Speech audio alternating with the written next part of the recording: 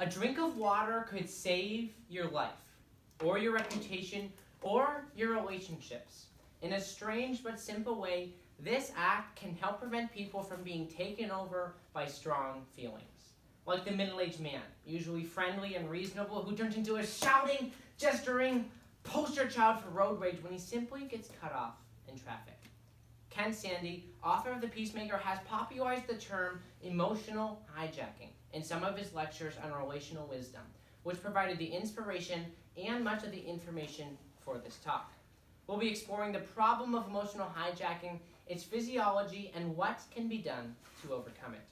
This leads me to my first point, the problem. We all know the feeling. We've all done it before. You say something dumb, embarrassing, or maybe even harmful. Something totally out of character. And for the next hour, you're thinking to yourself, why did I say that? Dave Rogers struggled with this. Dave was a very smart, funny, and potentially successful businessman. The thing that was holding him back was his filter, or lack thereof, regarding when to say something and when to stay quiet. The main concept he was not getting was that the business meeting was not the ideal place to crack a witty comment or joke about his boss, which led him to be repeatedly and understandably in need of work. He rationally knew it was an awful time to tell a joke, but when the time came, his emotions just seemed to take over. His emotions were hijacking him. Now, you might not have a problem of telling too many jokes. I mean, I certainly don't. Okay, maybe a little. But often it's much more than just the things we say. Sometimes we do something in the spur of the moment. We've all heard the saying, oh, he has a short fuse. But the question is, what causes someone to lose control at a moment's notice? To answer this, let's look at my second point, the physiology. An investigation into this problem of emotional hijacking leads us to a little-known part of your brain called the amygdala. To illustrate the role of this part of your brain, let's imagine you're walking through the woods, then you see a big, hairy bear. Your first instinct would probably be to run and get out of there as fast as possible. If when you saw the bear, you were still trying to figure out, when am I going to thaw the roast? How am I going to get my taxes filed in time? And while admiring how exquisitely hairy that bear was, and then you break out into Schoolhouse Rock, it was a hairy bear, it was a scary bear. And, well, you just got eaten. Oops. Luckily, you have an amygdala. Its job to take over your brain, literally limiting your thoughts to two things, fight or flight. Nothing like an emergency to make you remarkably focused. But it's not just life-threatening situations where the amygdala can take control. It can also take control in almost any situation where emotions are present. So where is this pesky organ located? Well, if you shot an arrow through your mouth, not a great idea, by the way, and through your ear, also not a great idea. Where those two collide is where your amygdala is located. For a less graphic picture, imagine your fist is your head. This is your face, your brain, and right here by the wrist is where your amygdala is located. We all know that location is key in real estate, but it also plays an important role in brain functions such as these. Let's take the example of anger. The kids are fighting in the backseat, again because he looked at me. But he put his thumb over the line. But she stole my stuffed Teddy Candy Cane Happy Meal toy. And I'm not happy.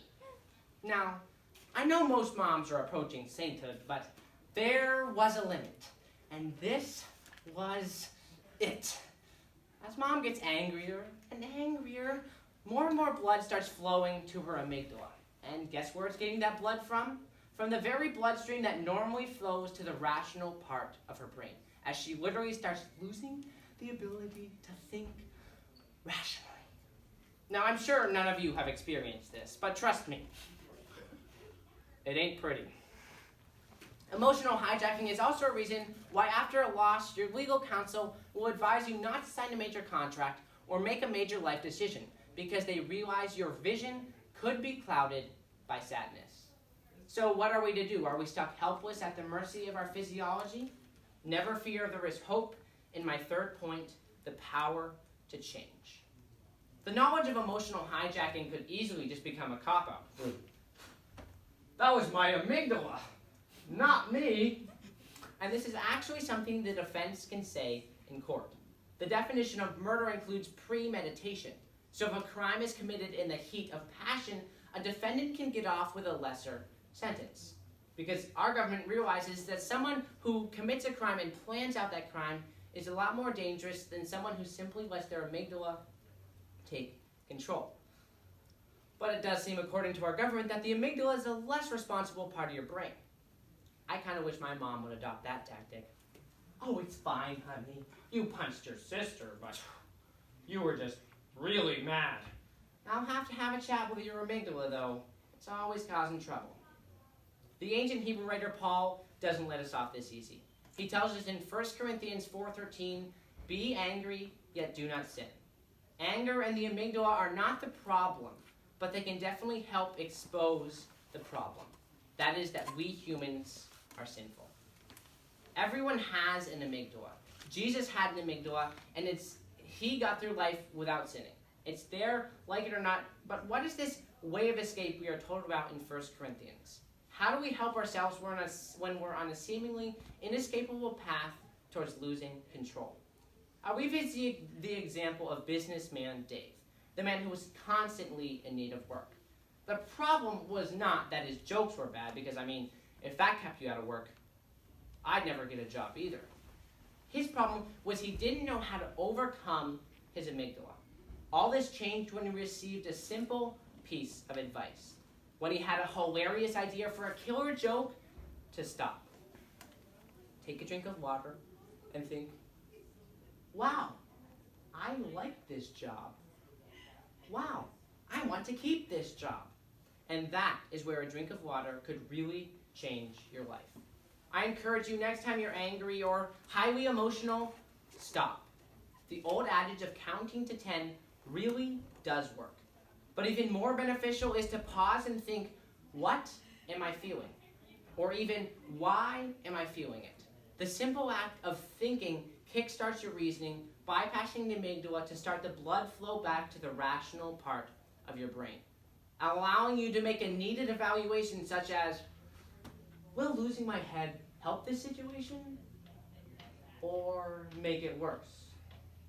If we look around us, we see many, many people not stopping and thinking about what they do. We see it in movies and celebrities, and if we're honest with ourselves, often in our own lives. I encourage you, next time you're in a highly emotional situation, 10 seconds could save you 15% or more on relationships.